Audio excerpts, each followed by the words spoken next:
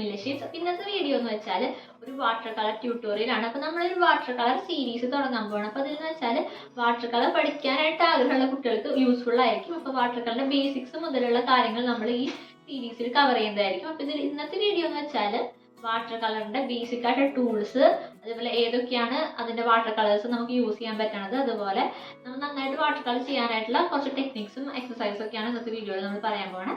പിന്നെ നമുക്ക് നമ്മുടെ വീഡിയോയ്ക്ക് പോകാം. അതിനു മുമ്പ് എൻ്റെ ചാനൽ സബ്സ്ക്രൈബ് ചെയ്തിട്ട് ആരെങ്കിലും ഉണ്ടെങ്കിൽ ചാനൽ സബ്സ്ക്രൈബ് ചെയ്ത് സപ്പോർട്ട് ചെയ്യുക. അതുപോലെ വീഡിയോ ഇഷ്ടപ്പെടുകയാണെങ്കിൽ ലൈക്ക് ചെയ്യുക. അതുപോലെ എന്തെങ്കിലും ഡൗട്ട്സ് ഉണ്ടെങ്കിൽ കമന്റ് സെക്ഷനിൽ ചോദിക്കാം.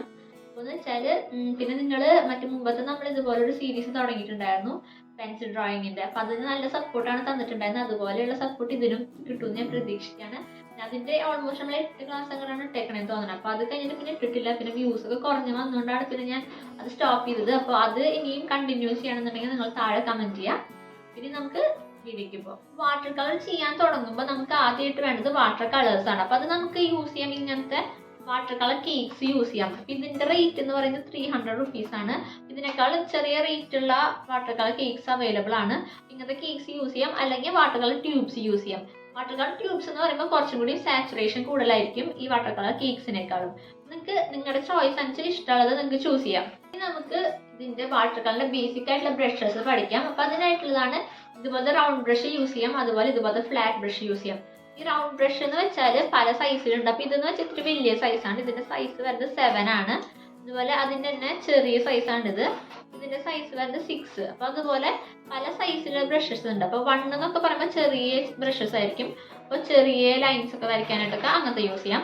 ഇതെന്ന് വെച്ചാൽ ഈ 2 ബ്രഷ് തമ്മിൽ കുറച്ച് ഡിഫറൻസ് ഉണ്ട്. കാരണം ഇത് സിന്തറ്റിക് ബ്രഷ് ആണ്.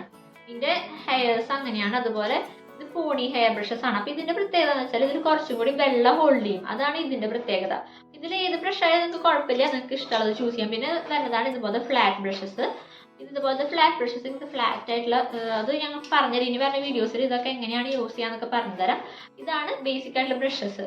അപ്പോൾ ഇതിലേതെങ്കിലും ഒക്കെ കുറച്ചൊക്കെ നിങ്ങൾക്ക് അത്യാവശ്യം ബ്രഷസ് ഒക്കെ മതി വരച്ച് തുടങ്ങാനായിട്ട്. ഇനി നെക്സ്റ്റ് നിങ്ങൾക്ക് പഠിക്കാനുള്ള കാര്യം എന്ന് വെച്ചാൽ കളർ കൺട്രോൾ എന്ന് പറഞ്ഞൊരു കാര്യമാണ്. അപ്പൊ നമുക്ക് ഈ ബ്രഷിൽ എത്രമാത്രം വെള്ളം എടുക്കണം, അതുപോലെ ഓരോ ഷെയ്ഡ്സ്, ഇപ്പൊ ഒരു കളർ വെച്ചാൽ നമുക്ക് പല ഷെയ്ഡ്സ് ഉണ്ടാക്കാൻ പറ്റും. അപ്പൊ അതെങ്ങനെയാണ്, അത് നമുക്ക് പ്രാക്ടീസ് ചെയ്താൽ തന്നെയാണ് കറക്റ്റ് ആയിട്ട് ഉള്ളത്. അപ്പൊ അതെങ്ങനെയാണ് നമുക്ക്. അപ്പോൾ അതിനായിട്ട് ഞാനിവിടെ വാട്ടർ കളർ ട്യൂബ്സിൽ നിന്ന് കുറച്ച് ഒരു ബ്ലൂ പെയിന്റാണ് എടുത്തേക്കണേ.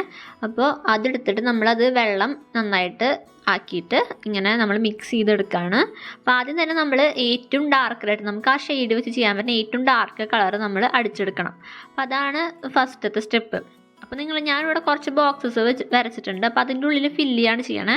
അപ്പോൾ നമ്മളിപ്പോഴും ഫസ്റ്റ് നമ്മളിപ്പോൾ ആദ്യം തന്നെ ഏറ്റവും ആ ഷെയ്ഡ് വെച്ചിട്ട് ചെയ്യാൻ പറ്റുന്ന ഏറ്റവും ഡാർക്കർ കളർ അടിച്ചെടുക്കുക.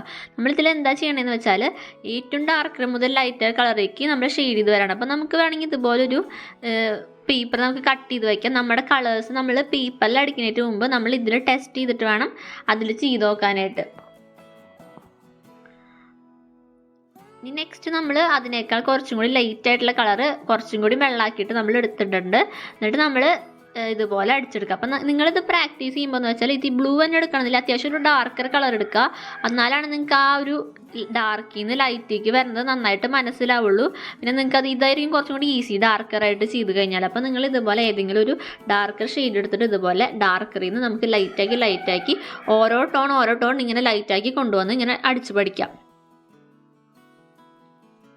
ഇതുപോലെ ഞാനിപ്പോൾ ഇപ്പം അടിച്ചത് അതിനേക്കാൾ ഇപ്പോൾ മുമ്പ് അടിച്ചേക്കാണെങ്കിൽ കുറച്ചും കൂടി ലൈറ്റായി. അതുപോലെ ഇത്തിരിയും കൂടി വെള്ളം കൂടിയിട്ട് ഇത്തിരിയും കൂടി ലൈറ്റായിട്ട് അടിക്കുക. ഇപ്പം തന്നെ നമ്മൾ ഒരു ഒറ്റ കളർ വെച്ചിട്ട് ഇപ്പോൾ 6 ഷെയ്ഡ്സ്, പിന്നെ 7 ഷെയ്ഡ്സ് നമ്മൾ ഉണ്ടാക്കിയെടുക്കുന്നുണ്ട്. അപ്പോൾ ഇതുപോലെ നമ്മൾ പ്രാക്ടീസ് ചെയ്യണം.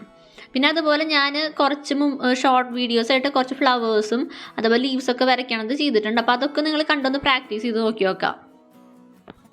അപ്പോൾ ഇതൊക്കെയാണ് നമ്മൾ ആദ്യം തന്നെ ചെയ്ത് പഠിക്കേണ്ട എക്സസൈസുകൾ. അപ്പോൾ ആ ബ്രഷും ആ ഒരു പെയിൻ്റൊക്കെ നമ്മളൊരു കൺട്രോൾ നമുക്ക് കിട്ടണം. അപ്പോൾ എല്ലാവർക്കും ഈ വീഡിയോ യൂസ്ഫുൾ ആയെന്ന് വിചാരിക്കണം. അപ്പോൾ വീഡിയോ ഇഷ്ടപ്പെട്ടുണ്ടെങ്കിൽ ലൈക്ക് ചെയ്യാൻ മറക്കരുത്. അതുപോലെ എന്തെങ്കിലും ഡൗട്ട്സ് ഉണ്ടെങ്കിൽ കമന്റ് സെക്ഷനിൽ ചോദിക്കുക. ഇതിൻ്റെ അടുത്ത സീരീസ് പെട്ടെന്ന് തന്നെ ഇടുന്നതായിരിക്കും. അടുത്ത ആഴ്ചയായിട്ട് നമ്മൾ നെക്സ്റ്റ് ക്ലാസ് ഇടുന്നതായിരിക്കും. അപ്പോൾ എല്ലാവരും സ്റ്റേ ട്യൂൺ.